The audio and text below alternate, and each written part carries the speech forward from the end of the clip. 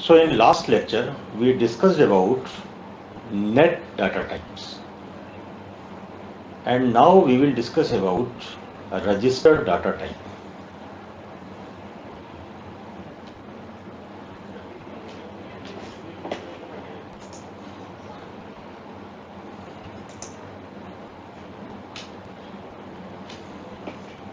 So already we discussed that a variable in Verilog can be of two types.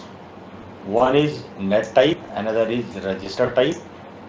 Already we discussed the net type must be continuously driven, cannot be used to store a value.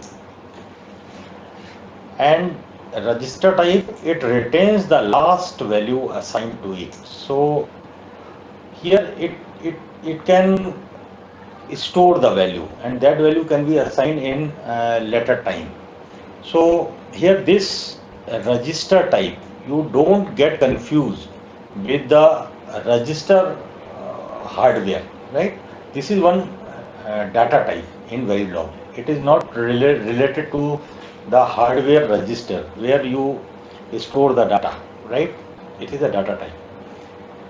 Okay. So now in register data type, point number one, in Verilog, a register is a variable that can hold a value, whereas we discussed net is continuously driven and cannot hold any value, right? So register can hold a value. Another point, a register does not mean that a hardware register which will be mapped during synthesis. So it is not related to the hardware register. And combinational circuits can also use register type variable, right? Generally, we know that in digital electronics we studied that there is a register, and register is a sequential circuit, right, which operates with a clock signal. But here, what I want to say, register type variable can also be used for a combinational circuit, right? So it is not really that hardware register. It is a one type, one variable type in Verilog. Register is one variable type. Now, following register data types supported by the Verilog. In net data types, we saw that the various data types supported by the Verilog in case of net type is wire, trie, wire and, wire or, supply 0, supply 1. But in case of registered data type, the following are the various categories of the registered data type. One is REG, REG. So this is mostly used, right? You will find that in the programming, this is mostly used, REG data type. Another is integer data type, real data type, and time data type. So these are the four categories of registered data type. We will see the REG data type, REG. Default value of REG data type is X, means unknown, don't care. Whereas we have seen that the default value of wire data type is Z, high impedance. So for REG data type, the default value is X. Default declaration of REG specifies 1 bit. So if you declare a variable REG type, then by default it will be considered as 1 bit, right? But if you want to declare it as a vector, then explicitly you have to declare it as a vector. By default it is a 1 bit. Now we see this example.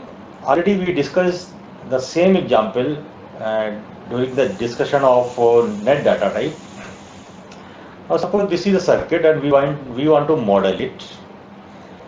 Now we will use for modeling procedural statements, right? Already we discussed in previous example in last lecture.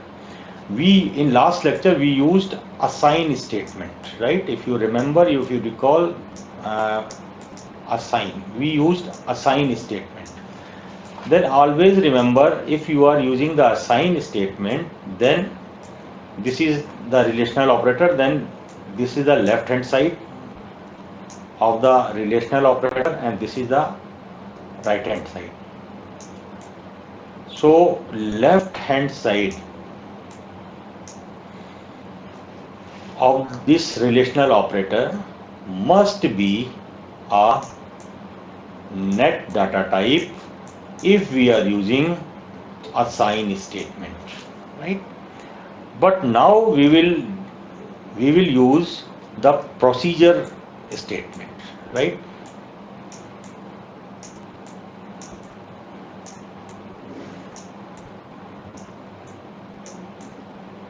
Procedural statement.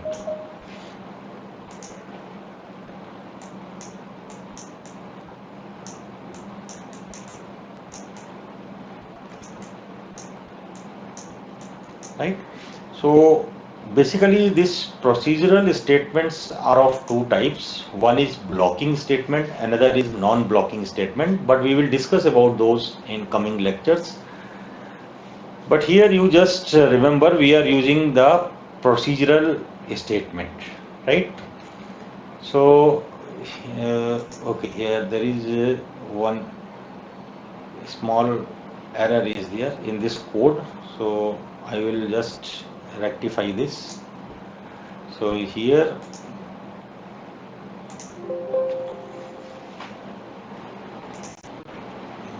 in this code we are talking about this code. Here we have to use always block, always @ a comma inputs b comma c, right? And begin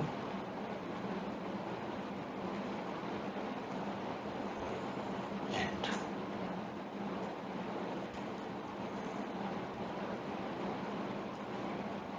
This is the right code.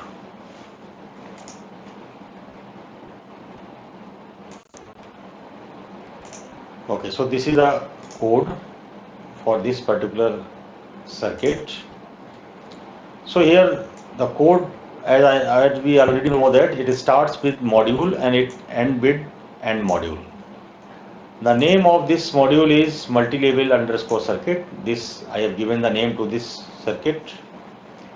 A, B, C, Y are the ports. So you can say here A, B, C and Y. By these ports, this circuit is connected with the outside world. Now in these four ports A, B, C, D, input ports are three, A, B and C. So these are the input ports A, B and C, and output port is Y. So output port is Y.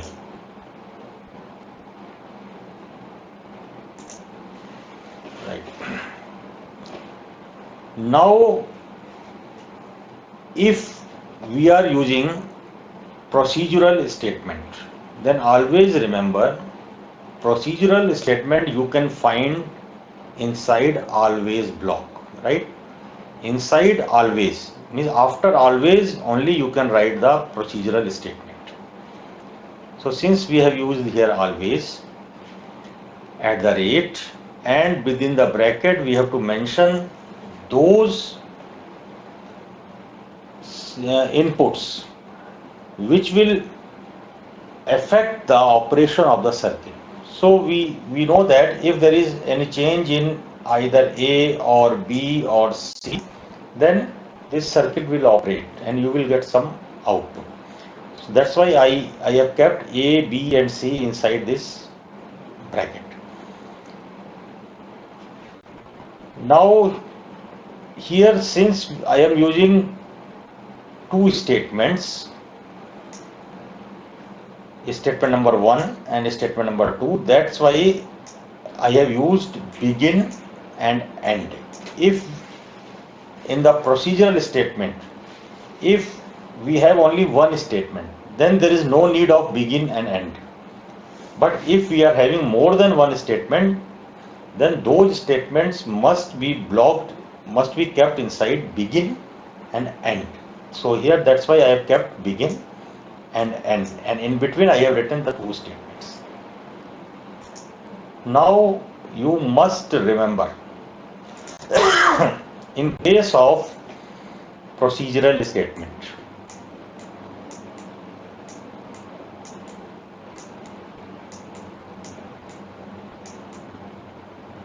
in case of procedural statement,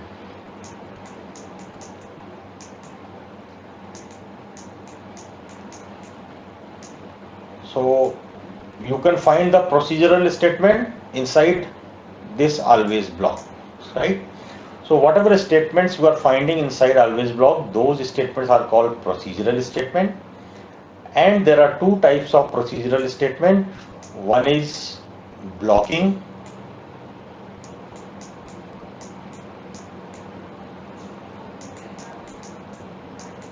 procedural statement, and another is non-blocking.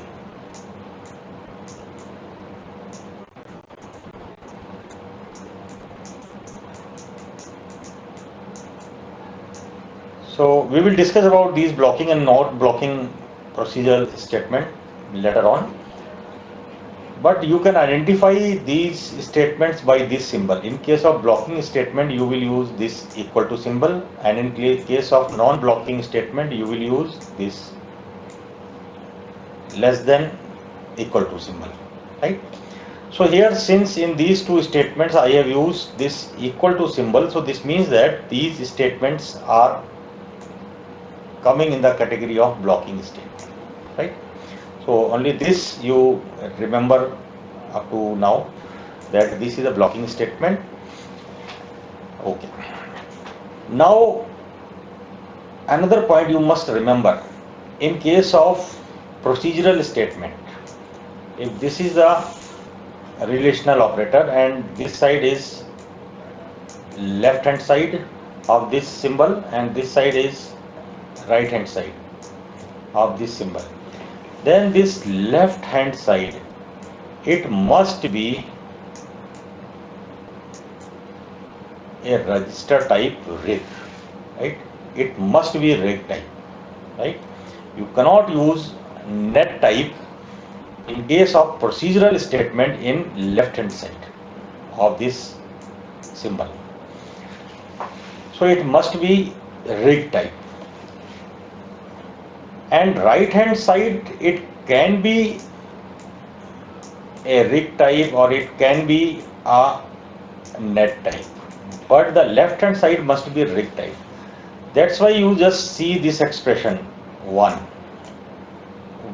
What is the expression? This T1 is an intermediate wire,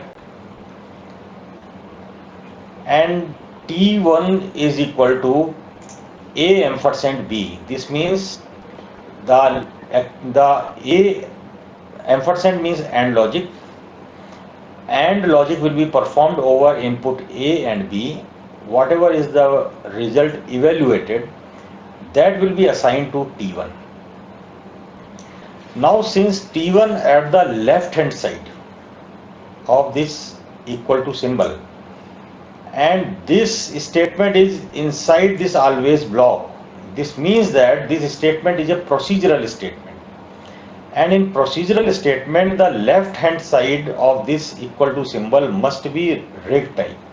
That's why you see here what I have done. I have declared this T1 as rig type.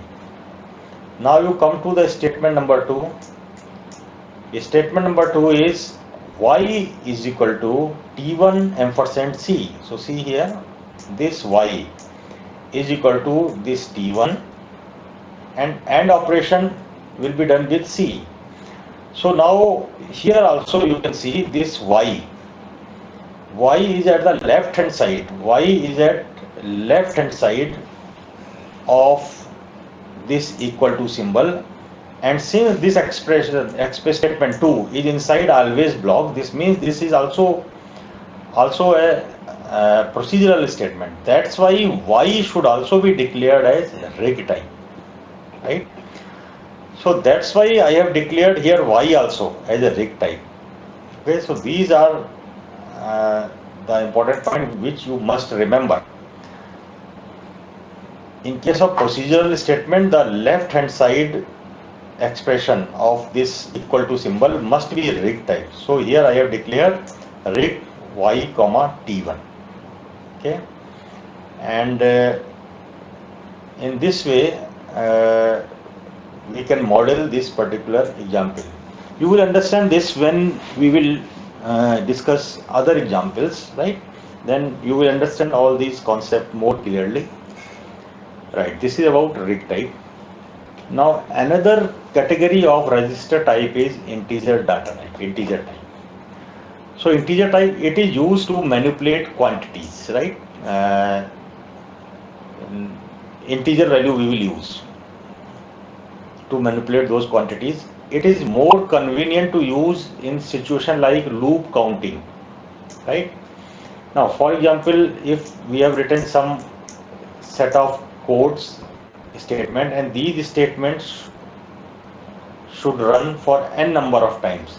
So in that situation, for n number of times we will use the integer type to declare how many times this loop should run. Its default size is 32-bit. Now one example is here. Suppose I have declared one wire. This is a vector of 16 elements, right? 0 to 15. 0 to 15 means 16. So A and B, two net type wires are declared, right? A is a vector of 16 elements, right? 0 to 15 means 16 elements.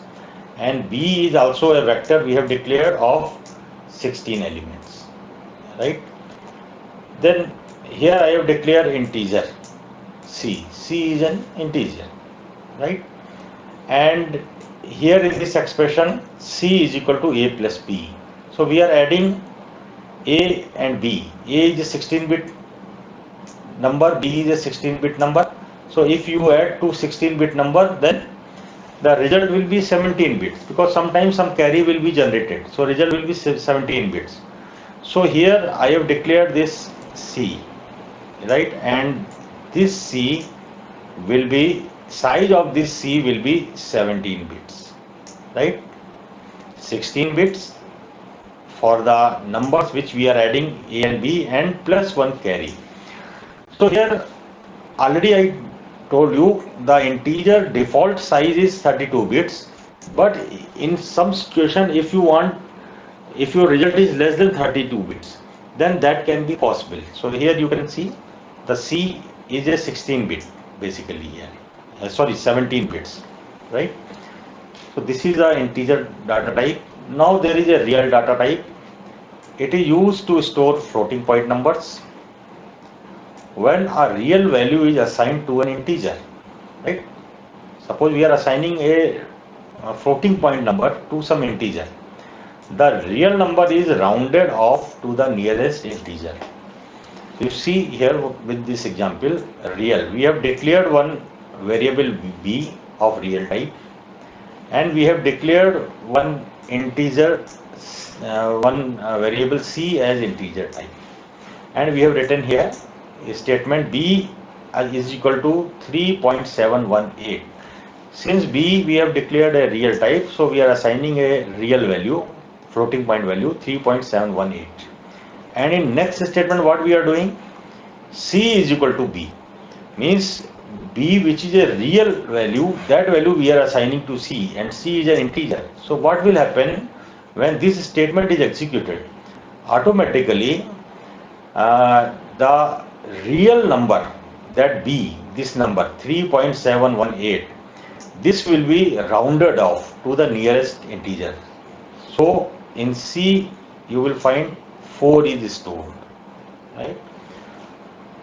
So real type, and there is another register type, that is time. So in Verilog, simulation is carried out with respect to logical clock called the simulation time. So when we simulate certain Verilog code, already we have seen in previous lectures when I discussed about the dialing software. At that time I have done the simulation. So you have seen some waveforms were coming. So in that simulation is always carried out with respect to the logical clock, right? There is some logical clock. So now suppose we are simulating, so this is the one time, we call it as 0, right? At this particular time the values of your input and outputs is changing, and suppose this is 10 microsecond, right? So this time 10 microsecond, right, is calculated with respect to this 0 time, right? So this is the simulation time. So for these particular type of for just providing the information regarding the simulation time, we use the time data type. The time data type is used to store the simulation time. The system function $time gives the current simulation time. So here in this example, I have declared one time type and its name is current underscore time. This is the name of one variable time type. Now here I have used the one initial keyword. So basically we will use this initial keyword when we write the test bench. What is the test bench, that we will discuss in coming lectures. So simply I have written one code, and you just forget about the initial keyword right now. And here in this code I have written this statement: current time is equal to $time. So what is the current time? I have declared current time as a time type. And what I am doing, $time, this value I am assigning to current time. And $time will be the system function to give the current simulation time. What is the current simulation time? 10 microsecond or 20 microsecond, right? Or 50 microsecond. What is the current simulation time? So that value will be assigned to this variable current underscore time. So these are the 4 classes of register type. Now we will see this vector, right? Already we discussed that if suppose we declare this some register data type rig A. So what will happen? By default this A will be of 1 bit, right? It will be of 1 bit. But if we want to declare a vector, so explicitly we have to declare vectors. So here in case of vectors, net or rig type variables can be declared as vectors of multiple bit width, right? So we can declare rig and net type of variables as a vector. Okay, and here if the bit width is not specified, default size is 1 bit. So here you see in this example, what is the width of this variable A? This is not defined here, so it is a 1 bit by default. Vectors are declared by specifying a range.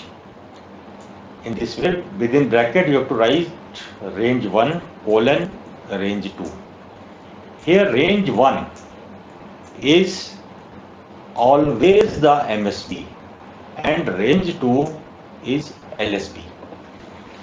So you see this example. Here I have declared one rig type vector and name of that vector is A, and the range is 31:0.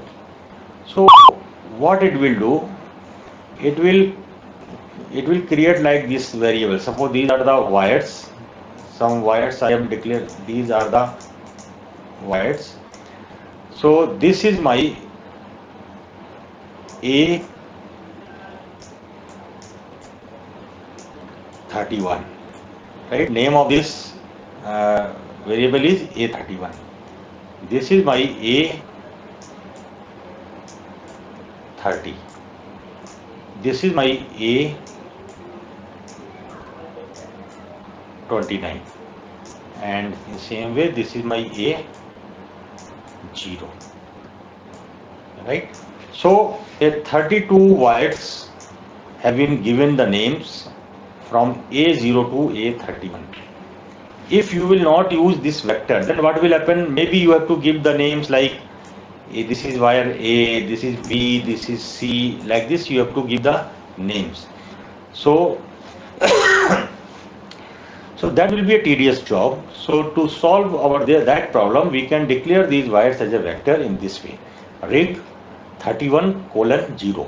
So 31 is this, range 1 is 31, range 2 is 0, and this range 1 is always my MSB, and this is my LSB. To take another example, rig 1:10 B. So here I have declared again one vector, and my MSB is B1, right? B is the name of this variable, so MSB is B1 and LSB is 10, B10. So here I have declared 10 elements, B1, B2, B3, B4, like that up to B10, 10 elements. Okay.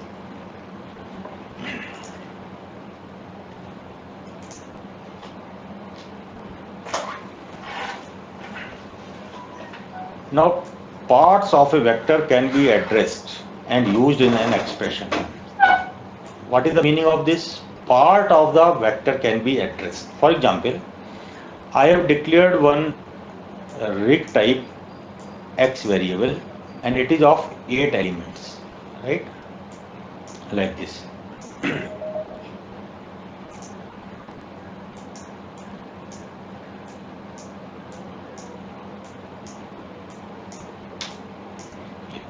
This is my X7, this is my X6, this is X5,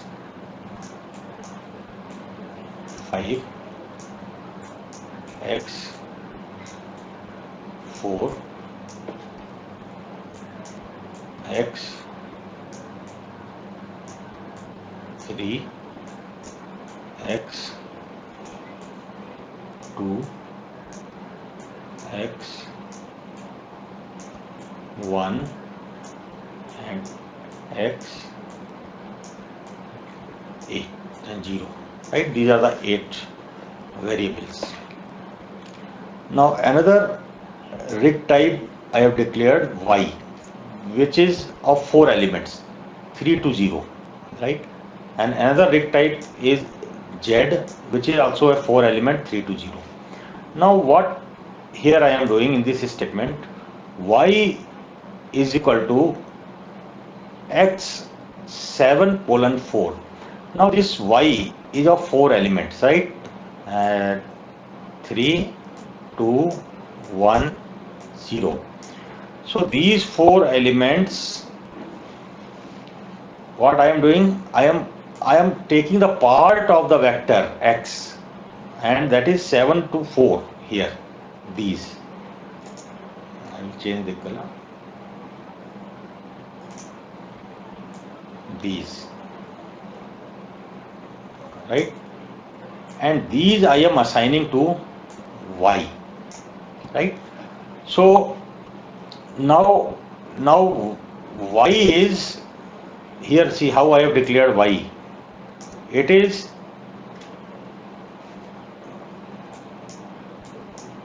Y3,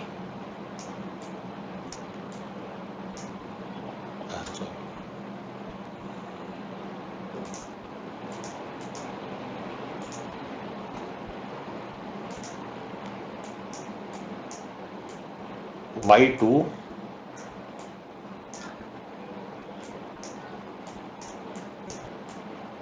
y1 and y0. To these vectors, what I am assigning? x7 to 4. x7 to 4 means x7,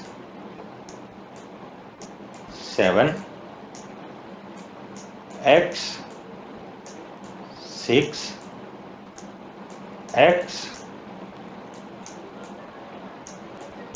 x5 and x4. These I am assigning. So what will happen? x7 will be assigned to y3, x2, x6 will be assigned to y2, x5 will be assigned to y1 and x4 will be assigned to y0. So in this way, x7 is assigned to y3, x6 is assigned to y2,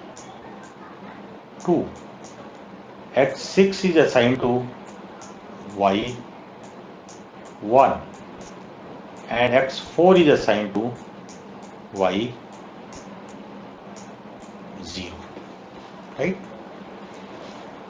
Now suppose here when we have declared this x type, y rig type, here suppose I have declared this in this way, rig